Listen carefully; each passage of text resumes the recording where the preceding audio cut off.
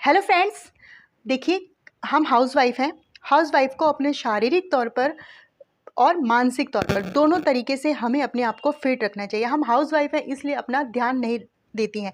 अब कुछ लेडीज़ बोलेंगी कि मैं नाश्ता अच्छे से करती हूँ, मैं खाती अच्छे से, मैं अपना ध्यान देती हूँ, लेकिन सिर्फ ऐसे ध्यान देना, शारीरिक तौर पर ध्यान देना नहीं, आपको मानसिक तौर पे भी अपने आप को फिट रखना चाहिए।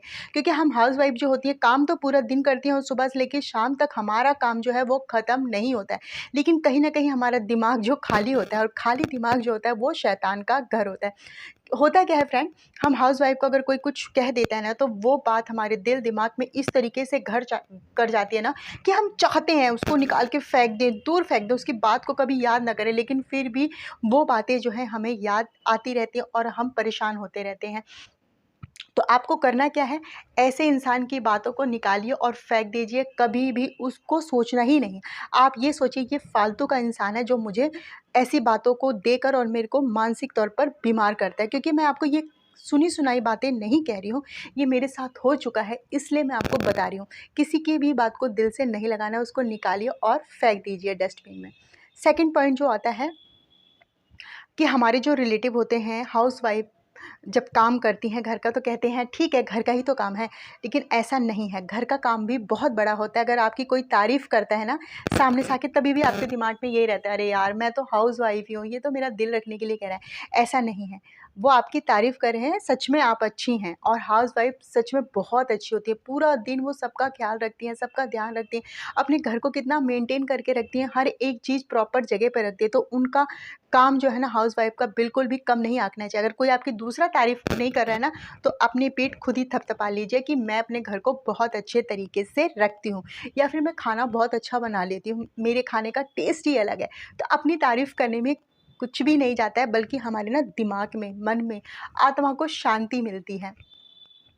और जब एक चीज़ का आप और ध्यान रखिए, जो तीसरा पॉइंट है हमारा, कि जब कोई हमें कुछ बुरा बोलता है तो हमें वो चीज़ बहुत बुरी लगती है और दिल से नहीं निकलती है। ठीक उसी तरीके से हमारे हाउसवाइफ के जो रिश्ते हैं, देवरानी जेठानी, चाची ताई, मौसी, ठीक है, होता क्या है कि ये कुछ इसमें से कुछ प्राणी जो है, कुछ इंसान जो है हमें अच्छे नहीं लगते हैं। बहुत ही चिढ़ मचती है उनको देखकर, उनकी आवाज़ सुनकर भी ना हमें लगता है ओफ़ो यार, ये तो फिर आ गई दिमाग खाने के लिए, ऐसा है ना। लेकिन आपको ऐसे गंदे शब्दों का इस्तेमाल नहीं करना है।